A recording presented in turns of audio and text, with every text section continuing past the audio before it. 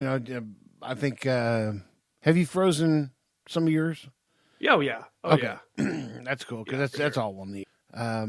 You know, you got, but people that are listening to the show that follow me or us, or because I've posted food to the Titty and Shiner Show account on this a few times. If you guys haven't seen anything that you want to know how to make along the way, message us and let us know, and we'll put it together. Like, I mean, I love to shoot content. I love to put videos together. Titty loves to cook. I love to sous chef for him when he's at my house. Well, and if it's something that I don't know, if you guys suggest, you know, why don't you make bananas Foster? Well, okay, that sounds really good. Hey, I've never had bananas Foster before, so I don't know what it tastes like. Oh, you haven't? No. It's amazing. And B, obviously I don't know how to make it, but fortunate for me, I own 2 chefs. So you brought them in the world. Brought them into the world. Both my sons are chefs, and so I'm. We got some good resources. Yeah, even though one does not work as a chef anymore, he can still cook. Yeah, I mean, he was one of Tulsa's better vegan chefs for a few years. So well, that's another good point. You guys want to throw a vegan dish at us? See how we can make that, and put a little culinary chaos spin on it. Let us know, man. We'll pull them in, and we'll pull Titty's son in. We'll get some advice. We'll see what we can put together. Hell, give us enough encouragement. We might even pull Donnie in. Oh hell! You know, but Donnie might like to cook. I don't know if he likes to cook or not. To be honest with you, he kind of chimes in when we're talking about stuff we've made. He's always kind of chiming in the conversation, so he has somewhat of a knowledge base. I mean, and that's the other thing. I don't think people understand how much you and I love food. Like, food is like... Oh, well, one look at me and they're like, okay, well, we understand he likes it. I'm not much far behind you, dude. This quarantine has hurt me. I don't know about that short little fucker with a beard, but this big guy, we know where the food goes. But, well, I mean, people, if they especially seen the pictures I post, they should know I love food, man. I love to cook food. I love to do different things with it. That's how we kind of termed the whole culinary chaos thing. And I kind of dig if somebody, like, you know, emailed us or messaged us and was like, hey, try this vegan dish. I'm not big on vegan food, but I'll try it. I mean, I ain't beyond it. What are you laughing about? I'm just, somebody's going to send something out there and I'm going to be like, oh yeah, I could try that. But what it'll be would be like vegan cheesecake. Okay, I don't think there is one. Yeah. Okay, well, whatever. I don't think there can be. Dude, if somebody can send us a recipe for one, we'll give it a shot. Yeah, because how do you cheese? So this is how crazy I am with this. So vegan is vegetarian is no meat. Vegan is no meat and dairy, right? Correct. Okay. Yeah, how would you make a cheesecake? I don't know. But they have that stuff, dude, because like Justin down in Texas, who listens to us, he's a vegan, and he posts some pictures of stuff that I'm like, well, how did they make that? Like, I don't get it. You know, like, if you don't have dairy products, how are you making all this stuff? And he's always talking about how just dope this stuff tastes. And I'm not going to lie, I'm like, it looks kind of good. I'd give it a shot. I mean...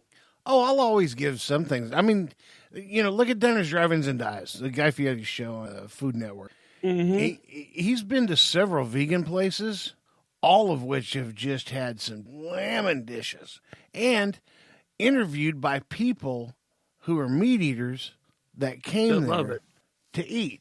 So, see, yeah. That'd be me, dude. I'm open-minded enough to go sit down and eat it and like, okay, I'll give it a try and have an open mind about it. I'm not going to just say because it's vegan, it's horrible, you know? I'm open-minded enough to whip the ass on a 16-ounce T-bone right now. I haven't had steak in them. You know what? I have not had steak since Valentine's Day. Really? Oh, and those were, you sent me a picture of those. Those were dope. Yeah, those were my dry-aged steaks. I didn't have dry age, but we had steaks that night too. Oh, one of these days, dude.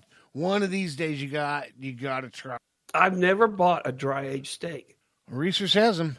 Oh, I know they do. I know they got the, you know, they're all hanging up there in that cabinet. I've never. Okay, what are the positives of this? What do I need to? Why do I need to buy one? Two basic reasons. One, it loses water weight, so it concentrates the flavor. Oh, you got me there. Okay, I'm in. Okay.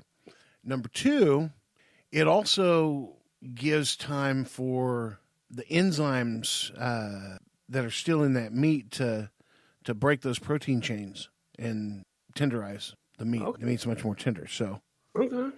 yeah. So you pull one of the, so did you grill those or did you sear them? No. These I did traditional. I've got a big cast iron skillet, huge cast iron skillet. But I've also got a huge burner. My stove is I can accommodate. Heat up skillet. a huge skillet. Yeah, it's enough to dry clothes for the homeless. I mean, okay, that's a lot of gas going through there. I can see my propane gauge bill? the gauge go down when that yeah, there you go. Yeah. But anyways, I get that pan almost gray hot. That's about as hot as you can get. And then I throw some salt into the pan, and then I grate pepper and put it in the pan because now it's hitting that heat and it's starting to release those oils inside the pepper. I slam the steak down on top of it. I put another steak in and do that, and I let it sit. Don't touch it or nothing for 90 seconds. In the meantime, I've also started preheating the oven, and I'm getting the oven up to 25. And then I get the steak, get it off the pan because it's when it fries, it's leaving a hard crust on the outside of that steak. And then, actually, before I flipped it, I've salted and peppered the other side, which is face up, and then flip it. So now both sides are seasoned, and that goes there 2 minutes. And the reason being is because you're using about a half a pan per steak, and there's not really any new part of the pan that you could lay the steak on. Right. And where cooled down from the meat. Exactly. Where the steak was is kind of cooled down that area. So you give it another 30 seconds on that. And then you pull it out of that pan. And then remember you turn the oven on. I would also have a skillet in that oven at 225, preheated with the oven. And then that's what those steaks go in while I'm prepping the rest of the meal. Well, it's 225, so they are cooking a little bit, just a little bit, not a lot. But that's why you're prepping the rest of it, right? But that's where I'm getting, potatoes plated or vegetables and all that mess, and then I'll come back with the steak at the very last because it's kind of like, you know how they tell you to let your meat rest for 10 minutes. This is kind of like I'm letting my meat rest at 225. Yeah. Okay. Right. It's still warm enough that it can cook a little bit on the inside because if you pull it straight off and don't go to the oven, that's rare. Donnie would be losing his mind right now because we have went everywhere all over the board tonight. He tries to keep Where did us we on start? track. Man, we kicked. Dude, we are so far off the tracks right now. I just thought about that. Holy crap. I mean, whatever we talking about tonight, we have not talked about. Except for the Olympics. We've talked about like everything else except for the Olympics. And hairspray. The Olympics and hairspray. The rest of it we've talked about. Hairspray, the musical, or just hairspray in general? I was just thinking like a big old shaky bottle of Aquanet, but man, remember that? I wonder if they still make that stuff. I don't know. I'm not. Have you seen my expanding bald spot in the back of my head? Well, I'm just thinking back in the day when I was like in junior high and high school, and every chick you knew, I don't care what perfume she wore, she smelled like Aquanet, man. It was either that purple can or that blue can. They all went after those two. Girls' bathroom at high school always smelled like hairspray. Mm-hmm. Oh, for sure, always. Dude. Every time I was in there, it smelled like hairspray. And I smelled like Joe Biden? No. No. Like that.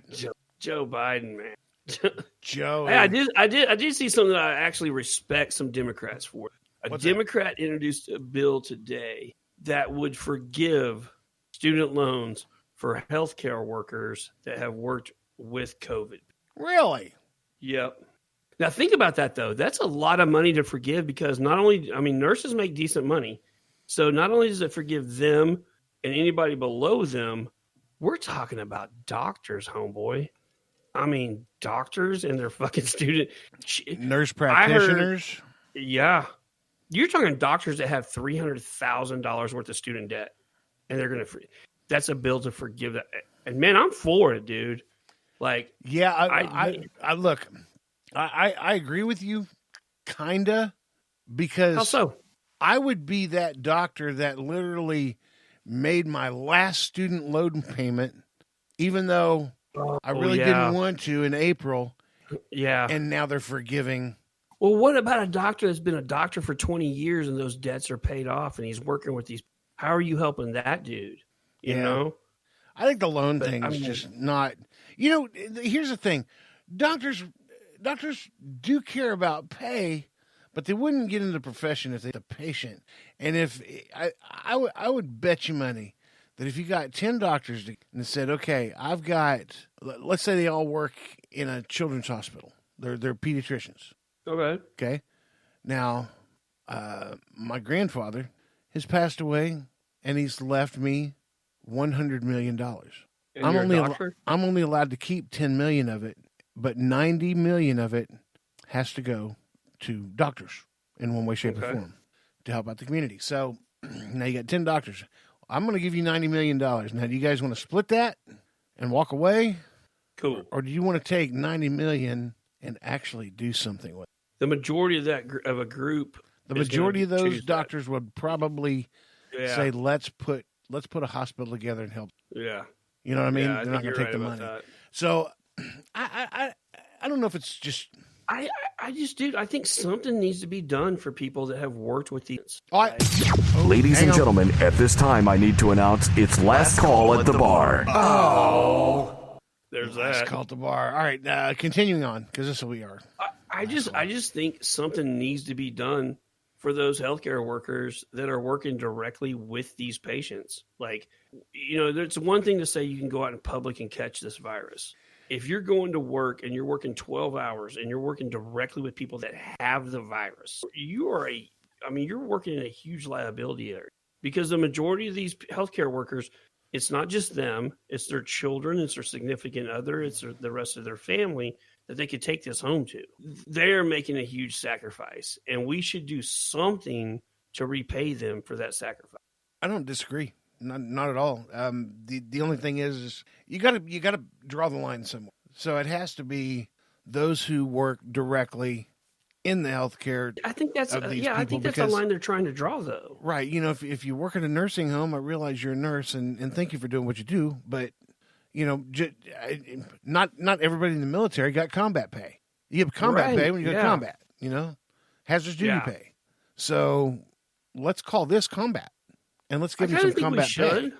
I think we should. Front lines. And I've heard people say, like, I'm tired of hearing nurses bitch because they're nurses. They got into the field. Well, they didn't get into the field thinking there was going to be a pandemic that has only been seen another time like this a generation before this. I mean, literally, the Spanish flu was a generation before us.